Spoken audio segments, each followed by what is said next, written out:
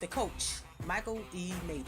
A blast from the past as we take you back and share with you some of Coach Mayden's best interviews that includes past and present Major League Baseball players. And welcome back to A Blast from the Past. I'm your host and the coach, Michael E. Mayden, as I'm sharing with you some of my classic Major League Baseball interviews from the past. And today we got a number of Major League stars lined up for you today, including Jim Thome and Derek Jeter. So stay tuned for today's show. This first interview is with Darwin Barney during the Cubs Sox Crosstown Series as he reflects on big league life. A blast from the past with the coach. Sox Park where the coach on the road at Sox Park where the Cubs is invading for the Crosstown Series. And I got the man here for the Cubs, Darwin Barney. That's right. I got it right? Yeah. All right, I got the man here. So say hi to my audience out there. Hey, how we doing, guys? It's good to talk to you. So tell them what it's like playing Major League Baseball. We're taking our youngsters behind the scenes. Yeah, it's a lot of hard work. First and foremost, there's a lot more stress and work involved than I ever thought when I was a young kid. My vision of being a big leaguer was, once you got here, you had it all figured out, and that's why you're here. And, you don't pick up balls in the cage. They got people to do that for you. That ain't true. You pick up your own balls in the cage, and, it's an everyday struggle, an everyday grind, and you got to work hard every day and get better. Well, a lot of youngsters don't know when you say grind, what that means. Well, you're facing guys on the mound every day. There's no days off. You got to do your homework. You got to study these pitchers and study the scouting reports and really, do those kinds of things to try and be the best player that you can be, because they're doing the same thing on the other side, trying to figure out how to get you out. So in other words, it's a 24/7 job. Exactly. It's, someone says, hey, you're living the dream, and the dream is a tree in your backyard with money growing off of it. You know what I mean? This is stressful, especially when you got a family, and I got 2 kids, and I'm trying to support them with this game, and I'm very blessed to be here, but it's a lot of hard work. 2 kids? I thought you was only 14. Hey, I'm 26. You look like you're 14. I'm trying to take a couple years. Hey, most kids watch big league, and they think big money, they get all the girls, and that's the life of a major leaguer. That's not true. I'm a married man, so, it's just one of those things where it is what you make it. If you want to be one of those guys that, goes out and has a good time, then you can be. But this is, for a lot of people, it's business. It's business first, and that's what this game's all about, is being the best you can be. So take us back to Barney in high school. Well, high school was a lot of fun. It's one of those times you wish you could always go back to. So if you're in high school, don't rush out of there. You're going to wish you were back there. So it was fun. I played a lot of sports, played 3 sports, and even played football my freshman year, so that was my 4th sport. It was good. It was always busy, and, just tried to focus on sports and school as much as I could. You're trying to make us think you was an athlete, huh? I tried to be. It's been my whole life. It's the only thing that's kept me driven and going. So, I like to think of myself that way. So how was baseball for you in high school? Did you know that you was going to be a major league player? You had that ambition, or? Yeah, I got some calls from some major league clubs out of high school, but I wanted to go to college. College was important to me.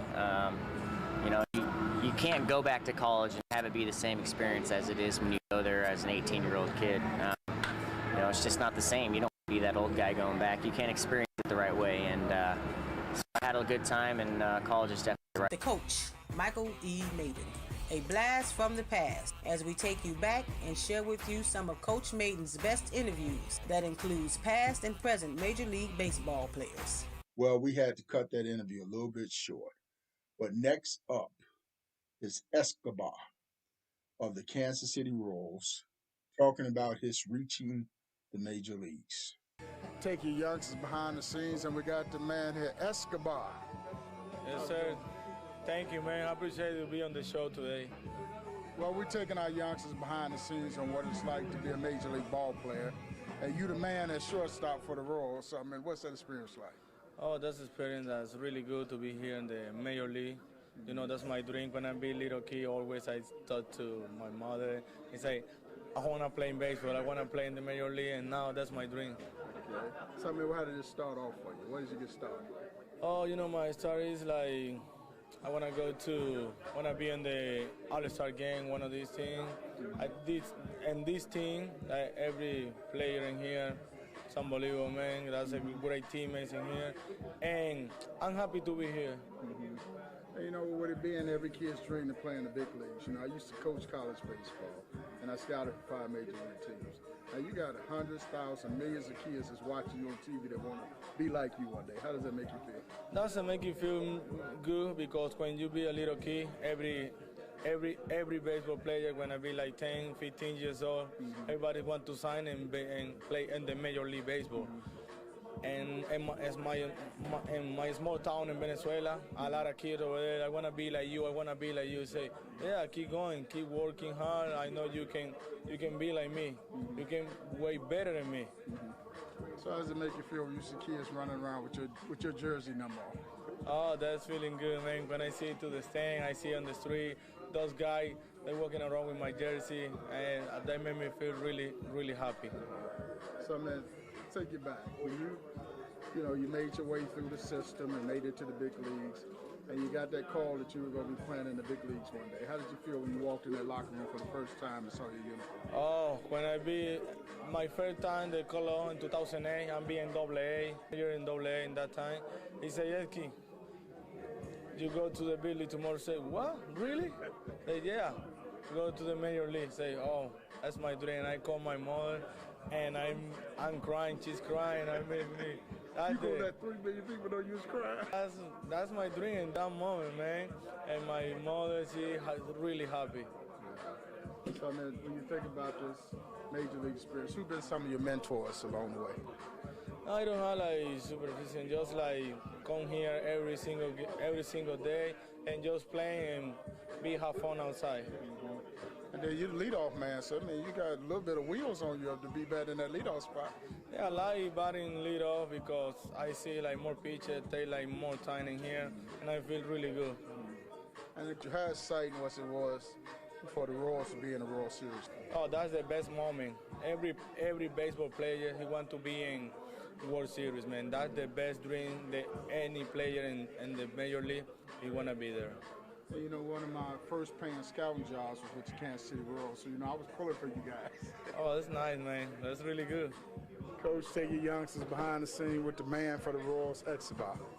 Thank you. All right, appreciate it. Thank you, bro. A blast from the past. Classic Major League Baseball player interviews with the coach. www.blastfromthepast247.com. The coach is taking you behind the scenes on what it's like being a big leaguer with Lexie Hernandez. Coach on the road visiting with the White Sox, and I got Lexie here. Lexie, how we doing today? Good.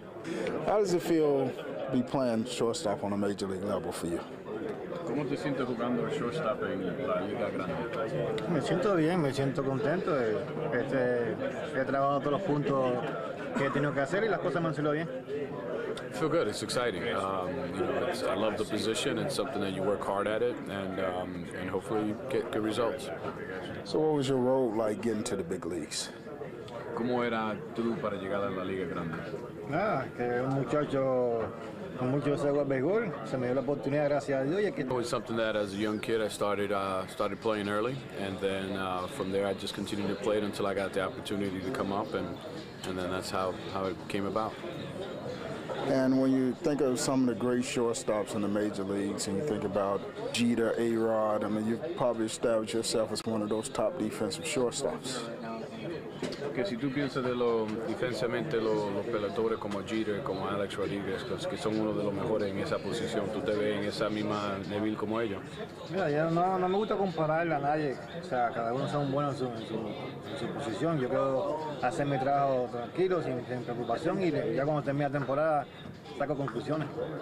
You know, I really don't like to compare myself to pretty much anyone or make even comparisons with other ones. It's something like each player has their own attributes, and it's something that my game pretty much play out for itself, and then at the end of the season, kind of see how that went. Do you kind of find that you're in the major leagues, but the language barrier being a big stumbling block for you? Que si tú te sientes que estando en la liga grande no poder hablar el idioma es algo que es difícil. No, creo que no es el idioma no es la única manera de comunicarse, sino por señas, y también uno trata de aprender el mismo idioma que uno está y las cosas salen bien.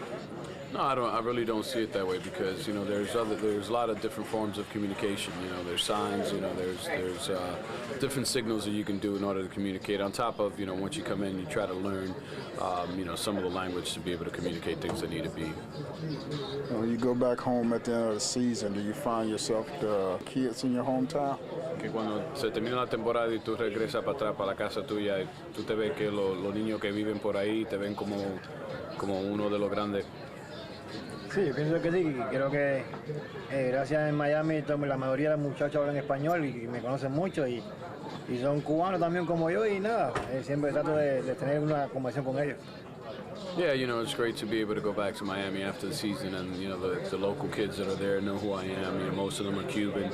It's just something that they've watched me, and so I try to hang out with them, talk to them, and help them along.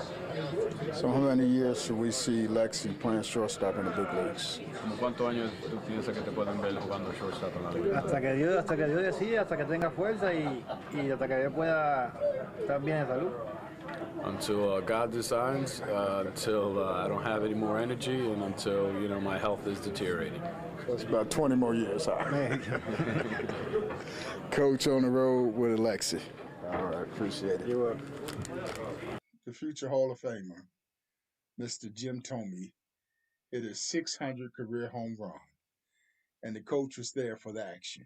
So I just had to get a quick interview with Jim Thome, talking about his 600 career Major League Baseball home run. Coach is on the road, and we ran across the man, Jim Thome, who just turned another chapter in the history books for yourself. Yeah. You want to tell my audience a little bit about that?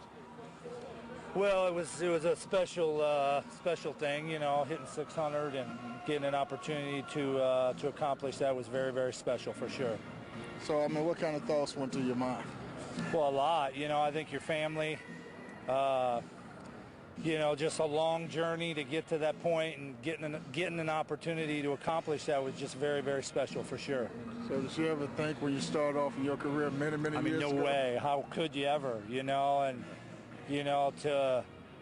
to play and I guess be blessed to do it a long time. And that journey, I said, the ups and downs of it, is you'll never lose track of as that journey process went on. And the number of years you played, yeah, history's going to remember you. We know you're first ballot Hall of Famer. Have you given any consideration how many more years you want to do this? I have it. I feel, it's one of them things where then people have asked me, are you going to come back next year?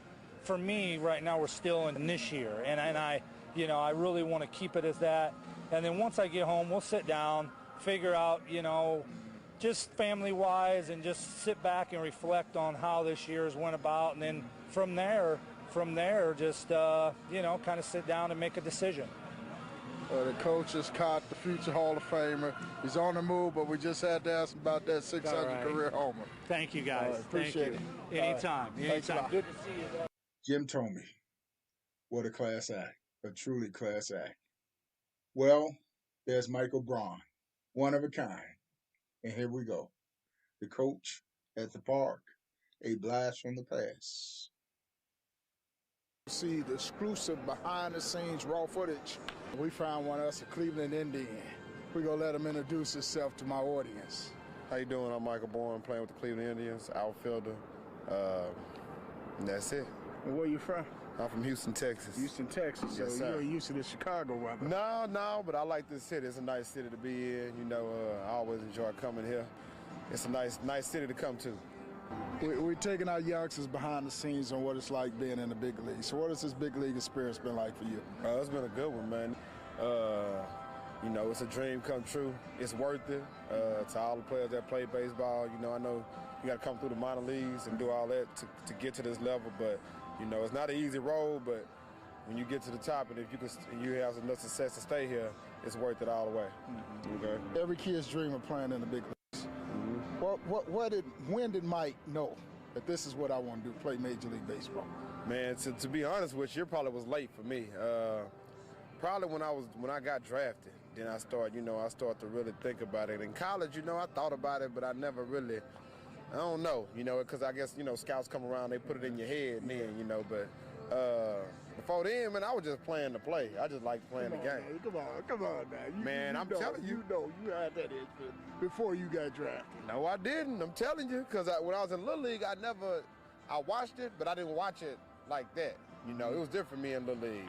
I mean, I knew some players in the big leagues, but it didn't run through my mind like that. But once I got to high school and college, man, I kind of, I kind of put my foot to the pedal after that. So you got drafted what round when you drafted? 4th. I mean, you must have been a stud brother getting drafted that early. Well, when I was in high school, I didn't know that's what I'm saying. I didn't play no AAU baseball for real. Okay. I only played after my senior year. Okay. That's why I say I was more into basketball and You want to be one of them Michael You Jordan. know what it is in basketball and football. It's like that. We're going to disown you now. Well, I did, but then I realized, I wasn't going to get that much taller, so hey, I might as well take another route. And I already played baseball all my life. So, but where I played Little League at was a little bit different than where everybody else probably played Little League at. That's why I didn't know a lot about the big leagues like that. Yeah. So, man, when you think about your journey through the minor leagues, that had to be an experience for inner city kid going to little small towns playing ball.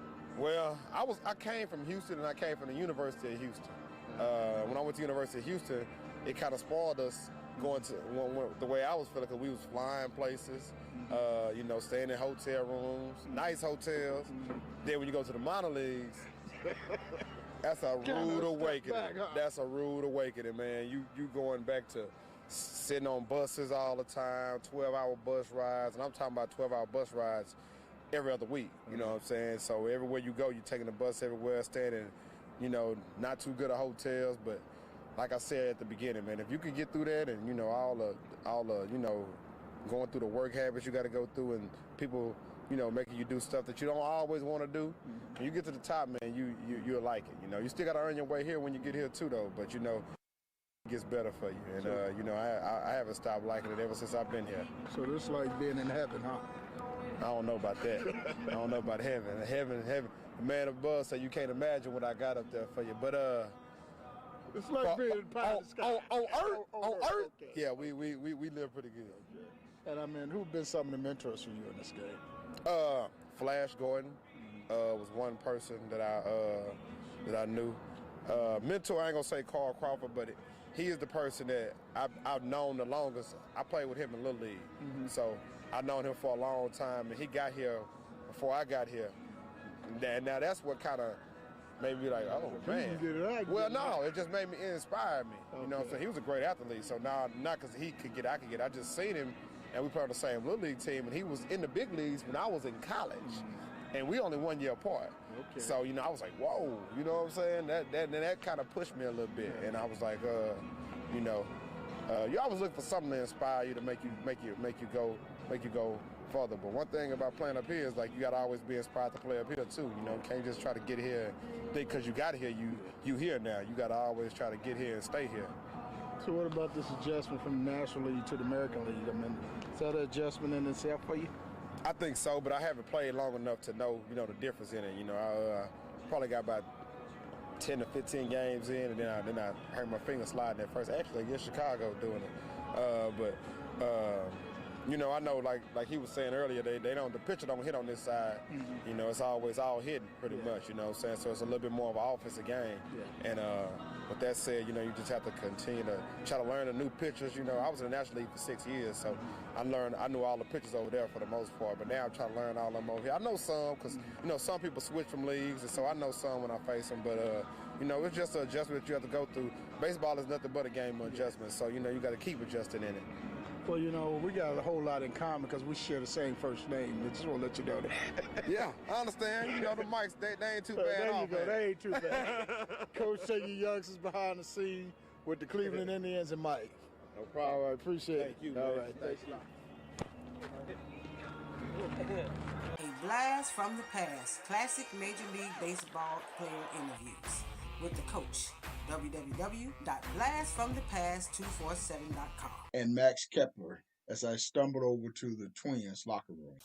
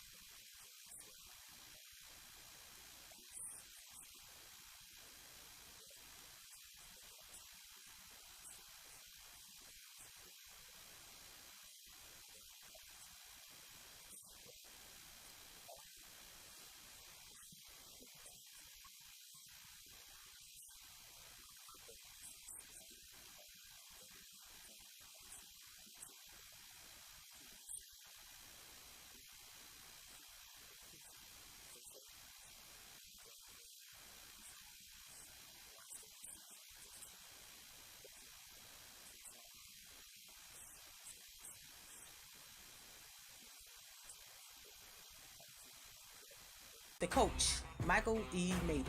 A blast from the past as we take you back and share with you some of Coach Mayden's best interviews that includes past and present Major League Baseball players. Last but not least, the legend, the man, and the future Hall of Famer, Yankee great Derek Jeter. The man for the Yankees, Derek Jeter. How we doing today? Doing good. Yourself? Just fine. You know, my show reached a young audience. I coach college baseball, and I scouted for 5 major league teams. And every kid I ran across wanted to be Derek Jeter. So what kind of compliment is that for you? It's always a compliment when you have kids that look up to you. I mean, for me, I just try to play the game the right way, play it hard every day, have respect for your teammates and your opponents, and I think that's the least you can do. And how do you account for your longevity in the game? I've been very fortunate. I've been fortunate to, for the most part, stay away from major injuries and continue to work hard. That's all you can do. I mean, if you're going to play this long, you're going to have to work extremely hard at it. And something about that Yankee mystique. I mean, you've been the Yankee shortstop and the Yankee captain. How much mystique is that to you? Well, there's a lot of tradition with our organization. I was a Yankee fan growing up, so it's an organization that I'm well aware of all the history and the tradition, the mystique. It's been fun for me. I've appreciated my time here so far. And history's going to remember you as a Hall of Famer. So when you think about your legacy, what do you want that legacy to be in this game? I don't know. I'm still playing, so I haven't thought about it. Maybe when I'm finished playing, I'll think about it. So, A-Rod, guys like Granderson, who I knew when he was like that. I mean, what is it like being on the field with those guys? It's fun. I've had an opportunity to play with a lot of great players throughout the years, and you appreciate getting the opportunity, especially when you play against some guys and them coming over here and getting to know them as people. And I play with a lot of great players, but a lot of great people. Who were some of your mentors coming up in the game? I had a lot of guys. I was young when I came up. I was 20 years old. I had guys like Tim Raines, Cecil Fielder, Strawberry, Tino Martinez, Don Mattingly. These are guys that I looked up to, and I watched how they played the game and the fun that they had, and I tried to incorporate it into my own game. Well, you're going back pulling up some old school days now. I've been around for a long time, buddy. Just ask just one last question. When you made it to the big leagues, first time, walked in that locker room and saw your uniform hanging up, what was that experience? Great experience. When I came up, it was a situation where our organization was known for trading young players. So when I got there, I just wanted to stay. Coach with Jeter. Appreciate it. All right. And as we wrap this show up, I hope you enjoyed it. I hope you tune in for the next show as the coach, Michael E. Mayden, is taking you behind the scenes with some great classic interviews from past and present Major League Baseball players. And make sure you tune us in for our next show. And log on to our website for upcoming events and additional information at blastfromthepast247.com. That's blastfromthepast247.com. And make sure you click on the link on Facebook to follow us, and we'll see you again next show. Peace out. A blast from the past, classic Major League Baseball player interviews with the coach, www.blastfromthepast247.com.